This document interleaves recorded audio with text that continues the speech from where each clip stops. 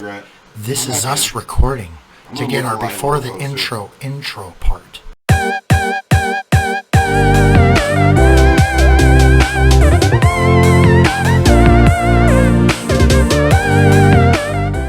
Welcome back to the Three Guys from Nowhere. I am Jeff, this is Josh, and this is Andy. Today, we are talking about Wandavision. So, let me ask you a question. Why would we re-jump into another Marvel series after we just covered the Winter Soldier and Falcon? Because after a year of like almost no content, I mean, well, a lot of content, but like some of it wasn't great. Mm-hmm. The MCU comes out swinging for the freaking fences. We had to wait a while for MCU content since we had Endgame and then you have Far From Home. Fantastic movie, fantastic, really well played to follow up something like Endgame. Yeah. It played, it did well. We had to wait a long time. And you're right, he came out swinging. WandaVision was fucking epic. For timeliness, our first episode went with Falcon and the Winter Soldier, Captain America and the Winter Soldier, because that had just wrapped up. We wanted to get this ball rolling, but we want to talk about WandaVision because we're still fresh on its heels. It's still important because these are the only two MCU things that we've got for the next, 6 weeks before, well, depends on when you watch this, for the next several weeks before Loki. And then there's apparently a deluge of MCU stuff coming out over the next several years. Yeah, absolutely. And you know, I think it's important to really touch on WandaVision just because we might as well just kind of piggyback off of what we did with the Falcon and the Winter Soldier to kind of get this episode in here, get it relevant, just make it relevant to the conversation that we're having with the MCU so that anything that we go forward with, we've already discussed the topic of both of these shows. Phase 4. And so we can still bring them into Phase 4. We will talk about more things other than the MCU. Just right now, it's the most relevant things. Relevant things. And we didn't want to do a shit talking episode on Mortal Kombat, which was my choice, but we'll save those for later. That's coming. So we wanted to do something more positive and actually talk about something we loved, and it was amazing. Like I said, it swung for the fences and nailed it. So let's start off with Josh. Give me a little bit of a breakdown on the cinematic style and the episode structure. They did something in this show that I argued earlier that we've never seen before. I've never seen a show broken down in this way, and I think it's fucking genius. So I mean, realistically, I do think, like you said, it is unprecedented. I think that the initial concept of this show came off to me as very strange. But just the concept of how they were going to do it, the cinematic style that they were going to do it in. I remember watching the first episode and I was like, this is really wild. And where are they going to go with this? How are they going to... Well, it was fun. But I had heard so many people watch those first few episodes and were like, and like didn't know if they were going to like it. And they kind of like, which is credit to Disney Plus actually releasing 2 episodes first, so you can kind of get more of a feel and kind of get the sense of like there's other bigger things going on. Mm-hmm. So you don't just go WTF. Which I love the weekly release. Why are we watching? I do too. And I definitely agree that going forward, I think that the weekly release idea is better because the last thing that you want is so much content released at one point to where you feel like you have to binge this, then binge that, then binge this. It gives you structure to be able to enjoy it, take it in, and really enjoy the next one. And we are going to do an episode talking about streaming and the benefits. Absolutely. That's something I would love to discuss. Absolutely. But I mean, overall, like you said, like you alluded to, I felt the same way when I watched the first episode. What the is going on? Yeah. And then I watched the second episode. Okay, cool. I kind of see where they're going with this, and I agree with you. It was very smart, the approach that they did it right there. And outside of that, I mean, the structure of the show was fantastic. And I mean, the acting, one of my favorite things about this show was literally how well the actors, Elizabeth Olsen and then, oh my God, Paul Bettany, how they were able to adapt their characters to what shows were like of that time, just in their mannerisms and the way that they talked and all those things. And I thought it was so well done and it was so clever to see each episode when you realize that they're getting into a different time period and recreating, shows from that time period, just how well they were at playing those characters and even creating that feeling. The crew would dress in period dress. They use period accurate lighting, which I think that's freaking awesome. The set deck is amazing. Yeah. And one thing I didn't even quite catch, I mean, you can't not catch it as the house changes from the 60s, 70s, the 80s, and 90s. It alters slightly But you get into the 70s, and the entryway is raised brick. Yeah. And that was a popular thing in the 70s. You know, that was a thing that came... It's little touches like that that really brought it into that time period that they're trying to portray. They really, did their work on their research on... Hell, if you watch the Assembled on it, they talk about actually meeting with Dick Van Dyke to discuss not just how did it look, but how did you guys do it so that we can make it feel that way. Well, and a lot of the guys who did the set design. Special effects, especially for the early episodes, and he knew how to do the wire work that they used to do back in the day without CG, and so like when she's looking at the recipes, that's all just straight, basic marionetting. And that's genius for the director to even think that way, for the producer and director to wrap their brains in it, rather than let's make it black and white. Yeah, and we'll call it a 60s show. And use like modern CGI and things like that to really encompass like the feeling of you watching something that you watched as a kid. Obviously, I'm sure we all watched Bewitched and Brady Bunch, and then obviously when we got older, Malcolm in the Middle, Modern Family, still catch an I Love Lucy episode and just still to see that stylization was very, very similar to the stylization of those shows that we grew up watching, and it was incredible, and it was a great thing to see. Yeah, so... I don't know if that's aging us at all, like what we grew up watching. Yeah, don't ask our age, though. You can't ask that in the comments, all right? Well, I'm just going to throw this out there. The funny part is the stuff that we grew up watching often was not stuff that came out when I was little. No, for sure. It's stuff that came out decades earlier, but that was what was on... a decade earlier, that was what was on TV, So the cinematic style is amazing. The episode structure was real great. Quick though, on the cinematic style, the best thing, and I've noticed it. Like I think I've rewatched it now 3 times because it's just so rewatchable. Absolutely. It's so much fun to watch. I love the everything coming out lately has been hour-long episodes. Yeah, I love the half-hour episodes. short sitcom episodes. The best thing about it is noticing the aspect ratio change. Once you actually rewatch it and you notice the aspect ratio when it changes from whatever the sitcom world to MCU movie. It does it really subtly, and there's a lot of really cool moments where that aspect ratio shifts to that widescreen that you're used to watching a movie in. That it's so subtle and so well done that it just transports you away from that time period, or that TV show style of shooting. And we're talking about when they get so well done, essentially outside of what I guess we would call the bubble. Yeah, exactly. Right? Yeah, well, it's called the Hex. Even inside the Hex. That's true. Even inside the Hex, in the very first episode, they do a very good job. Great comic nod. They do a very good job of using that as a tool to show you something is amok. Yeah. When Mr. Hart is choking at the table, and it cuts to the wife saying, "Oh, stop it, dear," or "Stop it, dear," and she's losing her shit. He's choking, and the camera changes. It's not from back here sitcom style. It's up front. It's on them. It does close-ups. All of a sudden, oh shit, this is cinematic. This is a deep, dark thing. Yeah. That's not an aspect ratio change. And then, I know. No. And then it cuts back to sitcom, and he pops up and goes, "Well, dear, we got to be going." And they use it cinematically as a tool, as a storytelling tool, which is just amazing. It goes from that multi-camera sitcom shooting style to single camera, where the way you shoot film. So now the story itself, the story progression.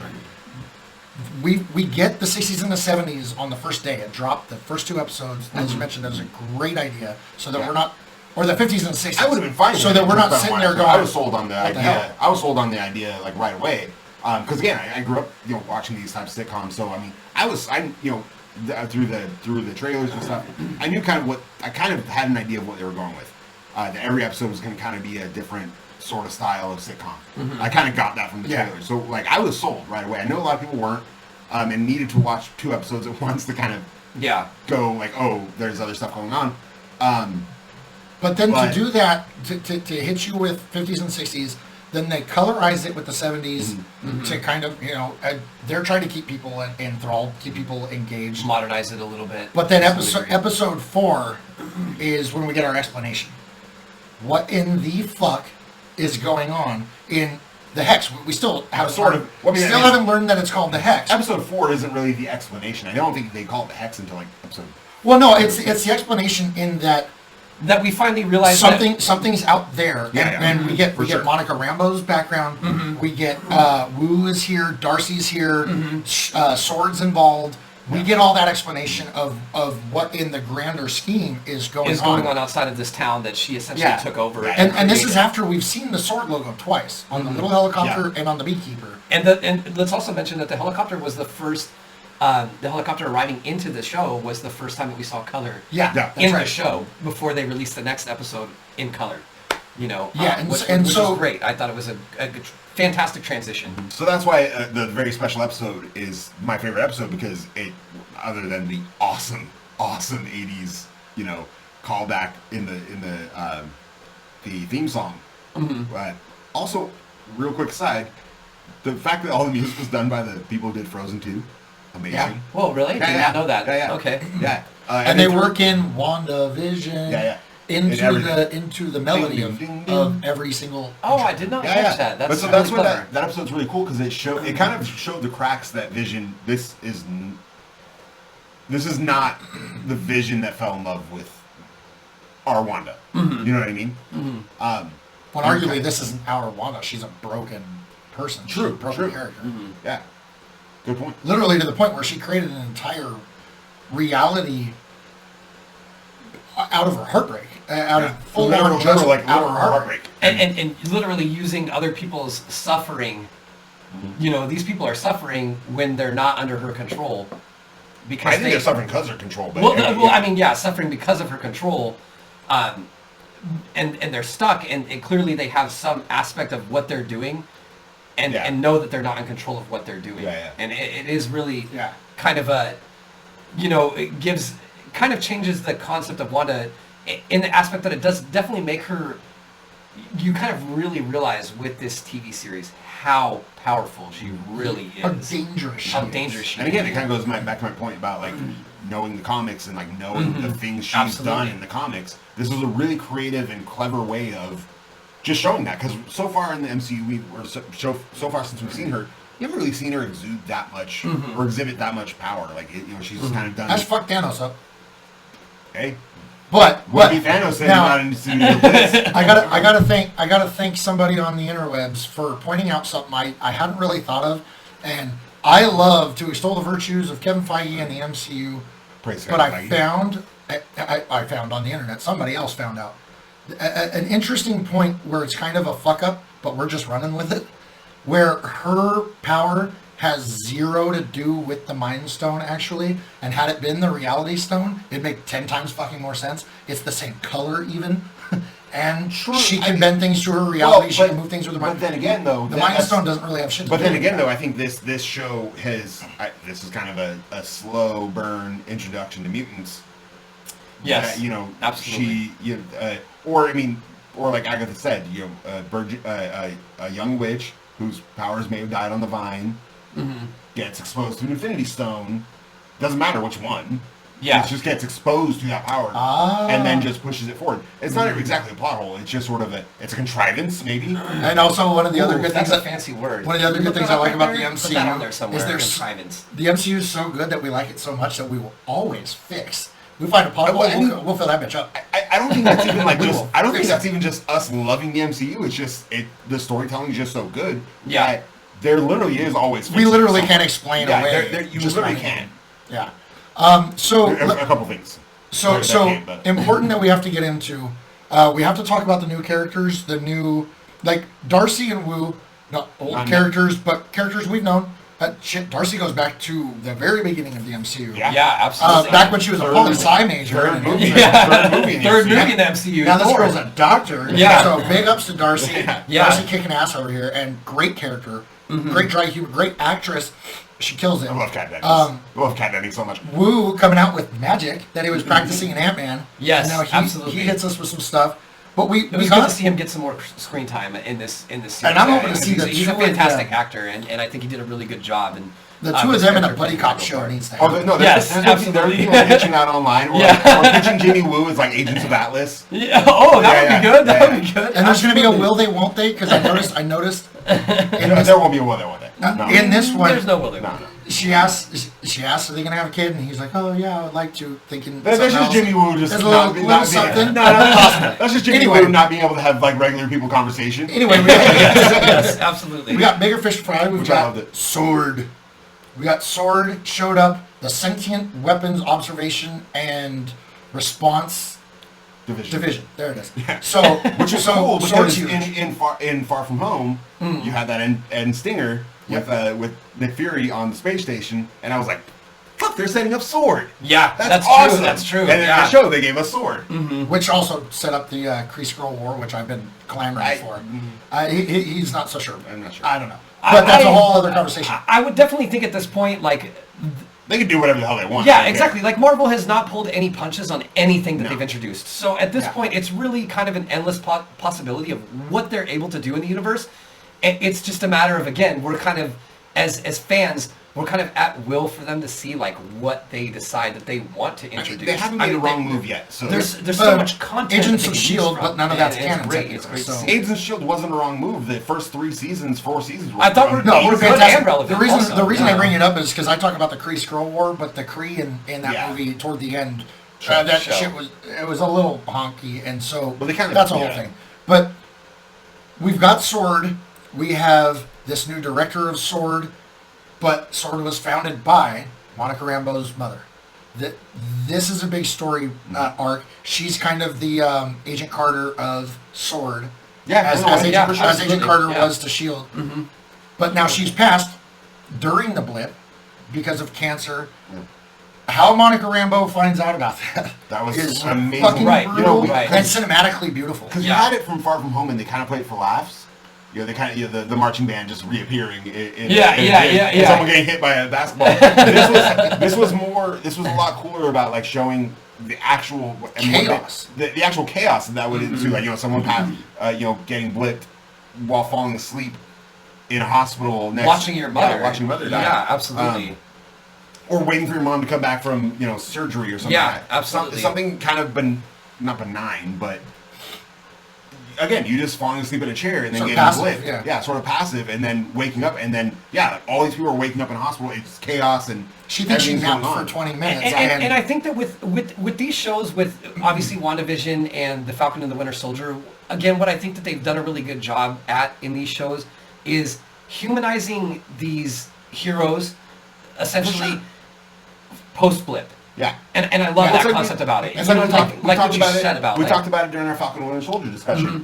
It's the best thing that the MCU has done is humanized all their exactly, and obviously this was the first series that came out where we really got to see that, and then obviously going into Falcon and Winter Soldier we get to see it again. So again, kudos to Marvel in really kind of grounding this universe, and that's what I think has me excited about this next phase is seeing the grounding of these characters, seeing the development of these characters, and with these 2 series, so much more excited to see these character bonds that they've created and where they're going to go. And the bonds, I like that you ended right there on the bonds that they've created. Now the Scarlet Witch knows about Monica Rambeau, who is daughter of the co-pilot of Captain Marvel, and is theoretically going to be one of the Marvels, which has been already, put on the slate. What I really liked about this show was how Quicksilver was introduced. Yeah. Because all for a boner joke. When yeah, for real. But when he comes in, you're thinking, oh my gosh, it's Aaron Taylor Johnson. Yeah, who was Kick-Ass, who was also Quicksilver. Kick-Ass was a great movie. If you haven't seen it, go watch it. Yeah. So anyway, I mean, it was great because the fact that one of the kids references the fact that Wanda can bring back the dead. Yeah. And so then we get the introduction of Quicksilver. So you're thinking, okay, she brought back Pietro. Yeah. The real Pietro. Yeah, the Pietro in the MCU. Yeah. Only to turn around, he turns around and you find it's Pietro from the Sony universe, or Fox universe. Yeah.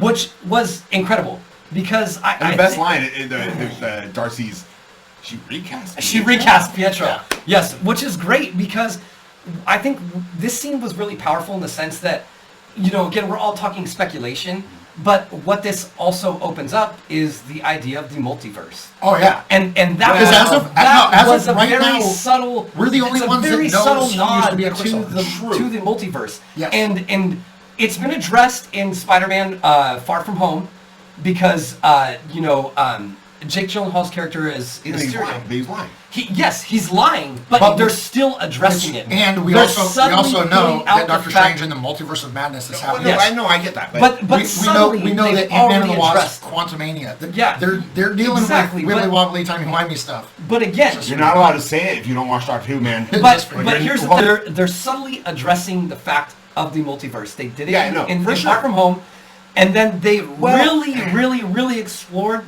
the concept of it in this show. Well, no, they did.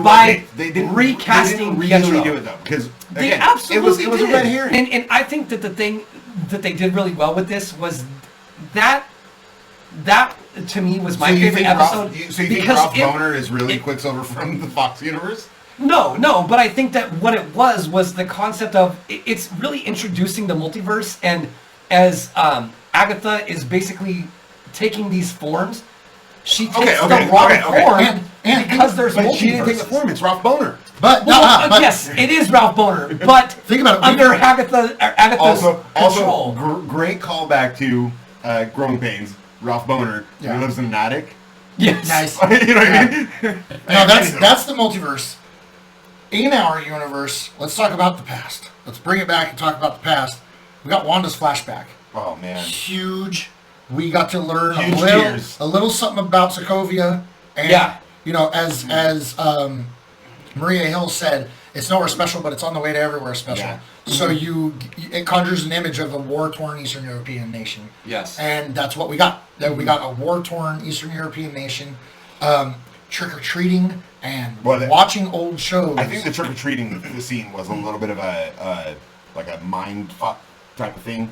Like she even says, I don't remember that way. Like we talked about, who be trick-or-treating? Like in the background of that scene is war. Like who be trick-or-treating? Yeah. But you also just that little. But it's how she remembers it, maybe. But she still had a childhood at some point. But she also remembers at the war. time. I thought that was a mix of kind of maybe two different. Like a mix of memories. Agatha messing with her memory and then her actual memory. So it was like they're trick-or-treating, but in the background there's like clearly war going on. But yeah, that scene of them watching that scene fucking breaks my heart. Yeah. Like with the music and everything, and I have small kids, and how great it is to sit and watch TV with your kids and they're loving whatever you're watching, and when that fucking moment hits, and you just hear the BAM, like it's something rough. described several movies ago. Several movies before. Described by Pietro. Yeah. Rest in peace. And one. When he tells Ultron, I don't have a big picture. I have a little picture. I keep it in my pocket, or I keep it in my wallet. But it's a moment that talks about who they are. Yeah. And Ultron even says, I wondered why none of Strucker's experiments survived, but you two. Now I don't. Yeah. You guys have a medal. Maria Hill says to Captain America in the elevator.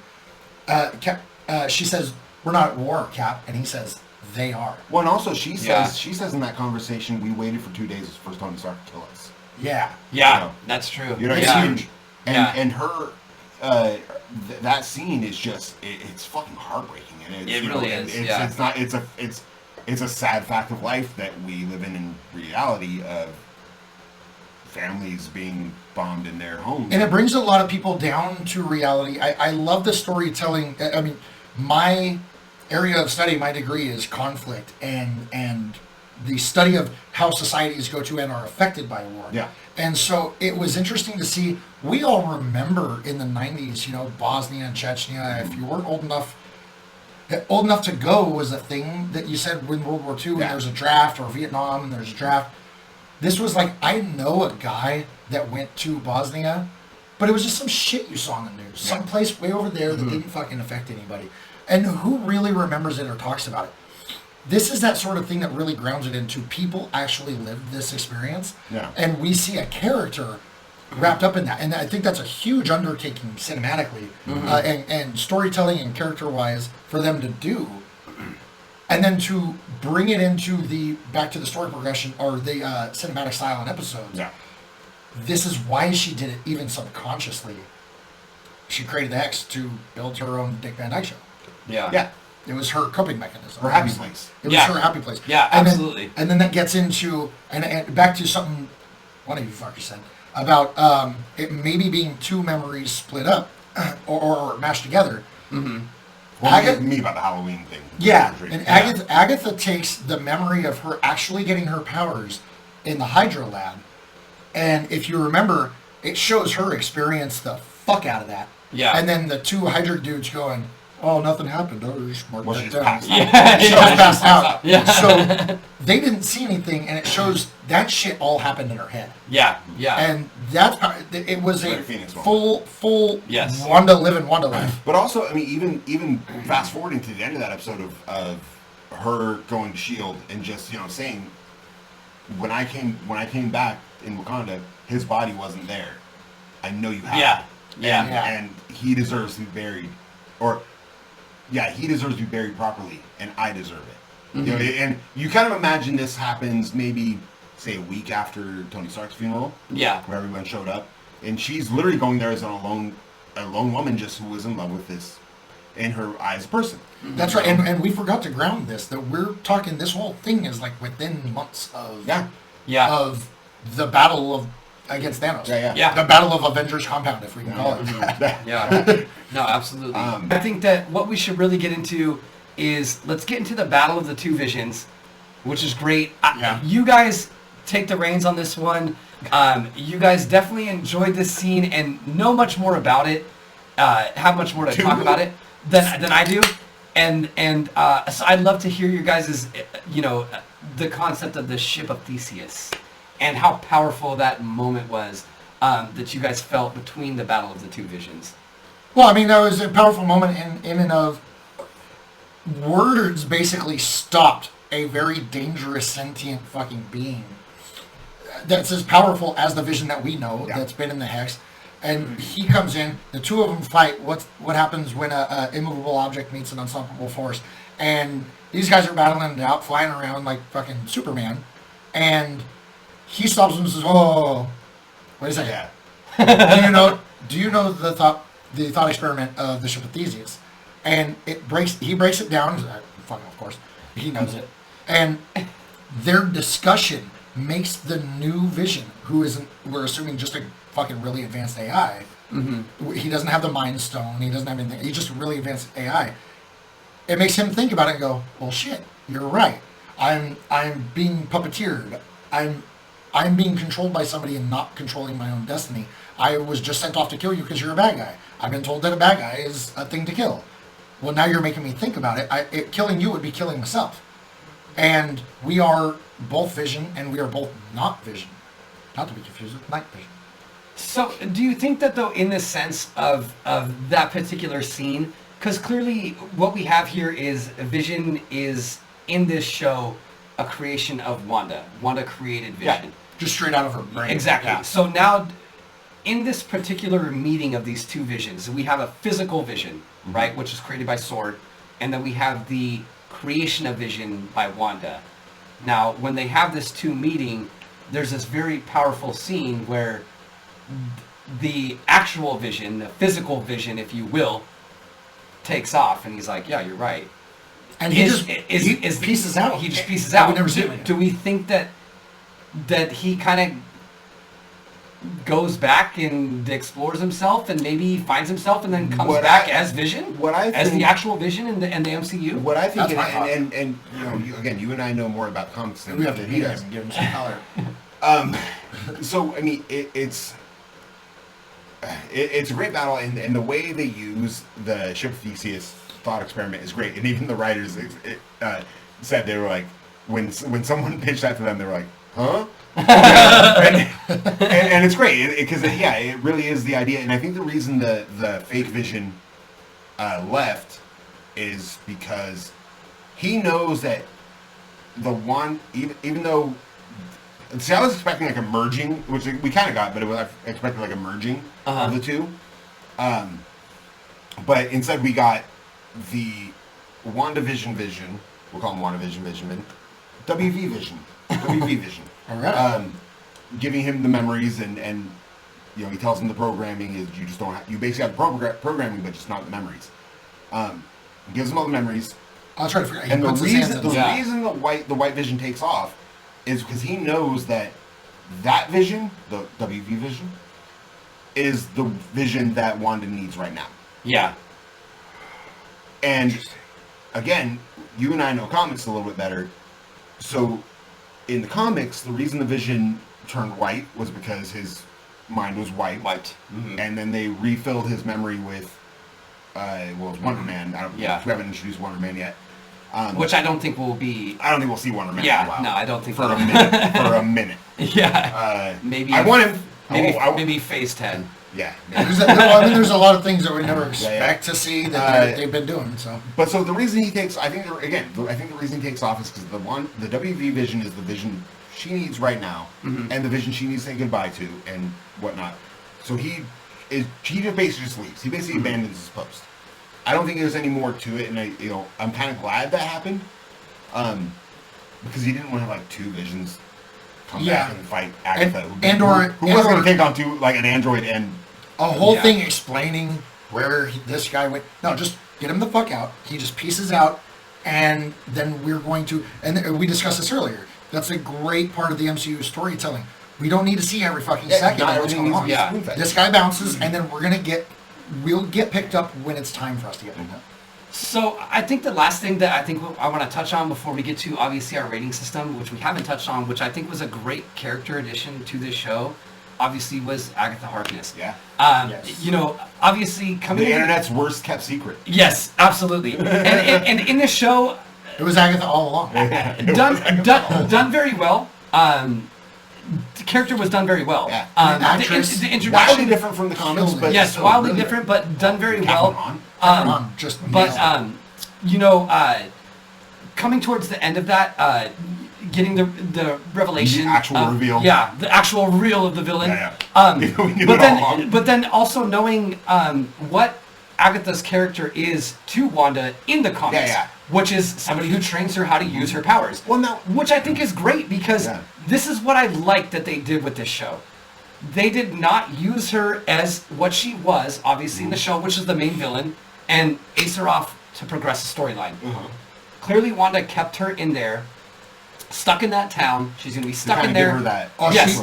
We're going to see her again. Because she's going to be seen again. She's going to be revisited. And clearly, she has a lot more knowledge than Wanda does, that Wanda's going to use that opportunity to have her stuck in that town to revisit her, and to be able to grow her power. Which I love that character arc for that. And it was really cool. It was really cool too that that little quick moment of the runes getting smaller, but Wanda using them to get in the hex. Yes.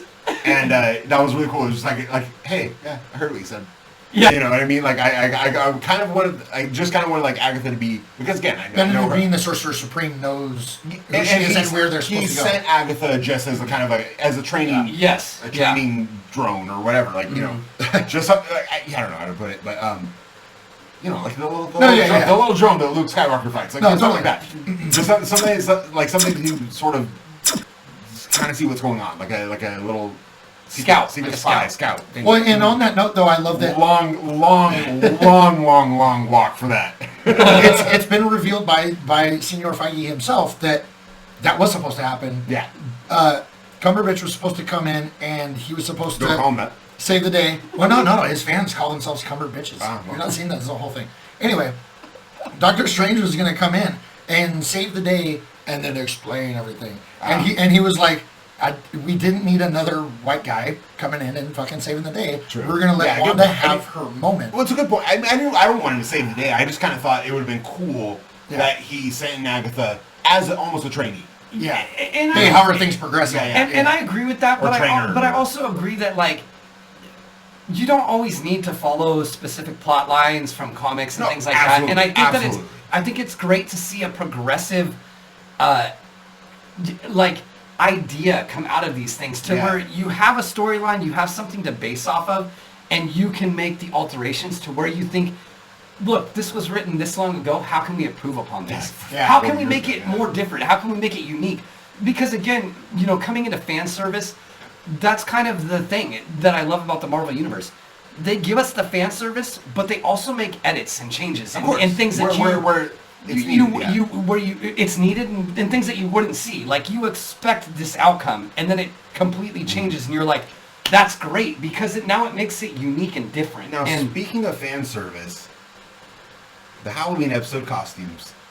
Oh yeah. yeah. Loved them. Very classic. The Halloween Spooktacular. The Halloween Spooktacular. Very throwback. Very so great. I loved all of them. And I love the kind of throwback. Even with the kids. Yeah, yes, I love the dumb X. Great. But I love the dumb X. Well, the Wiccan for Billy or Tommy, whichever. I can't remember which one's which. Yeah, which is something we're not going to delve too much into, but that's a whole thing. Yeah, that's a whole thing. It's a whole thing. But the explanation she gives him, Miss Sokovian, it's a fortune teller. Yeah. And then those Eastern European, just we got the actual Scarlet Witch outfit. Yes. Which that's right. Now we have she has an actual at the end of the series. True, at the end of the series. Yeah. She has an actual fucking superhero outfit. Didn't even think about that. And that's something to touch on too, because she looks fantastic. Another thing with these Elizabeth, with these Another thing with these series is what they do a really fantastic job, I think, in my opinion, is recreating these iconic costumes. Obviously, with the Falcon and the Winter Soldier, they went very, very, very similar to the comics, which was done fantastic. I really like the rendition that they did of the Scarlet Witch. I thought it was really clever. Obviously, her crown or tiara, if you want to call it, being made out of some sort of force, it seems like, but the rest of the costume, but the rest of her costume looking very. This does lean into something we discussed earlier. You know what I mean. But this helps something we discussed earlier about the possible introduction of the X-Men and the X-Men coming over now that Disney owns all this stuff. Because they went a little they're super leaning into superheroes wear costumes. It's not Captain America wore a costume and he went on a whole thing about soldiers wear uniforms. Iron Man wore a costume because that's fucking all he is. What are you without? Take the suit off. You know that kind of thing. Well, but also now we have Captain America with a fucking comic book accurate chin wraparound goggle having thing. We have her with that. Well, you can't tell me that Wolverine can't happen and wear yellow tights. Okay, but also in Avengers 1, when he asked Hawkeye, "Do you have a suit?" Yeah, Hawkeye which wasn't the Hawkeye suit. I wanted it. It wasn't. But he didn't have a face thing. Great as Ronin. He didn't know. Oh yeah, Ronin was fucking badass. He also looked amazing in. Oh my god, that was. He also looked amazing in Civil War. Pretty much in summation, we're gonna see Agatha again. Agatha Harkness is coming back, and they set her backstory up well enough, I think. I think so. Absolutely. And they've set up. Even Wanda. The very last time we see Wanda is her practicing. Yeah. She's out at like a cabin or some shit, and she's at Wonder War Mountain. She's practicing. Yeah. So we get to see how that goes down. Now we're gonna see Agatha again. We may or may not see a multiverse Quicksilver. We have a White Vision off in the world. What is our overall take on its impact on the MCU?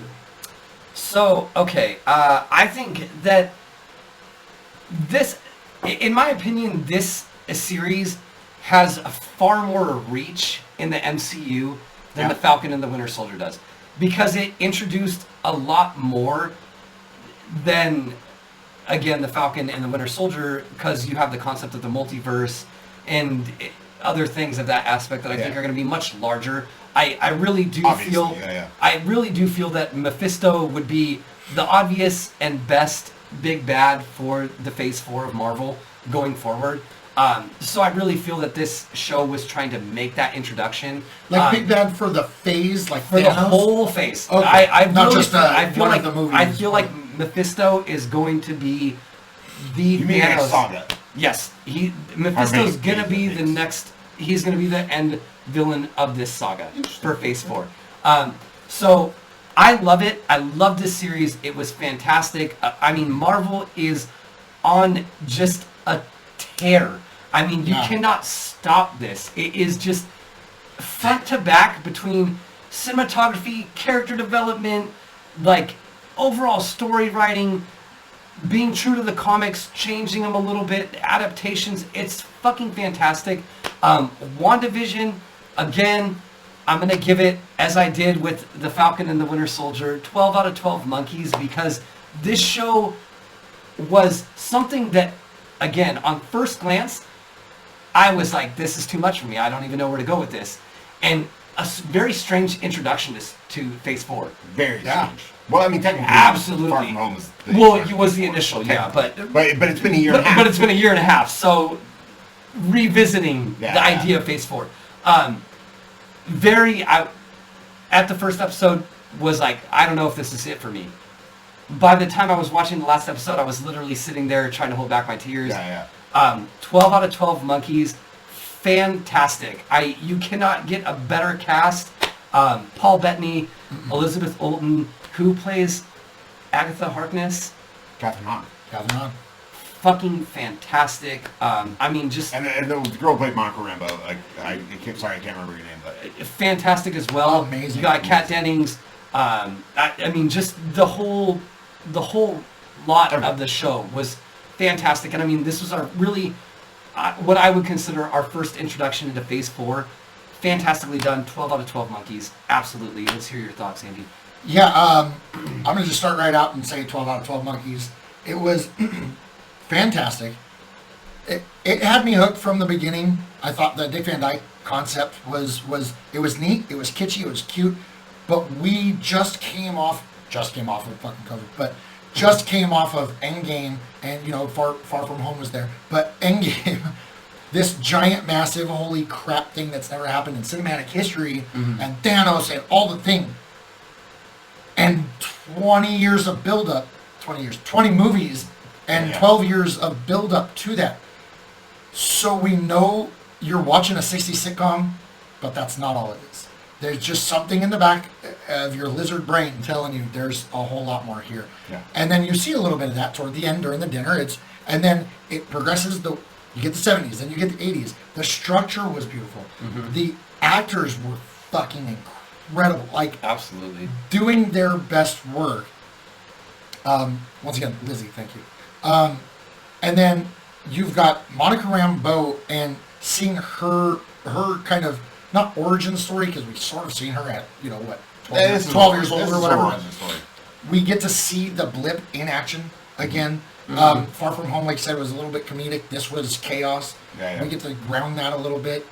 We get a new character with Agatha. We get to officially introduce Sword and see where that possibly goes. We get to, in a very interesting way, how they did this, we have revived Vision. An entire Avenger superhero is now alive again and out there in the world physically. These are all amazing things. And at the end of the line, like I said, with Falcon, with Captain America and the Winter Soldier, they made these dudes fix a boat for 20 minutes, and we were just stuck. Yeah. They had people eating dinner. We watched freaking Lizzie Olsen do the dishes, and I was on it. Like, they could make grass grow on television, and if Kevin Feige produces it, I'm gonna fucking be glued. Of course, me just being such an MCU stan, I knew I was gonna love it, and I love Elizabeth Olsen as Wanda. Like, she owns that part so much. And same thing with Paul Bettany. Paul Bettany, has made jokes about him first getting hired as Jarvis, as Kevin Favreau saying, "I need a very boring British person." And, he owned Jarvis, and then he's owned Vision. Absolutely. And honestly, I couldn't picture a better Vision for live action. Couldn't envision a better Vision. Fact. But I'll give it all the monkeys. All of the monkeys. If there were 36 monkeys. If there were 37 monkeys. So if it was a barrel of monkeys. I give you would take the whole barrel of the monkeys. Because the show was just, you guys have only watched it once, or you watched it twice. Yeah. I've watched it 3 times all the way through. The rewatchability and everything, like you said earlier, like the last 3 episodes, fuck, even the special episode, which is before the aughts episode, the Knock in the Middle episode, that fucking episode makes me cry. It just gets me to my core, because I grew up watching these types of shows, and there's just something so special about that multi-camera sitcom style that is not done nearly as often anymore. I mean, it is, but not nearly as well as it was when we were growing up, like in the 80s and early 90s. When technology wasn't there. Yeah, when technology wasn't there, and you didn't have a character running off to the room to stare at their phone for the entire episode. Like, it's not interesting. It's not interesting in real life, nor is it interesting on TV. But they still do it on TV because that's what people do in real life.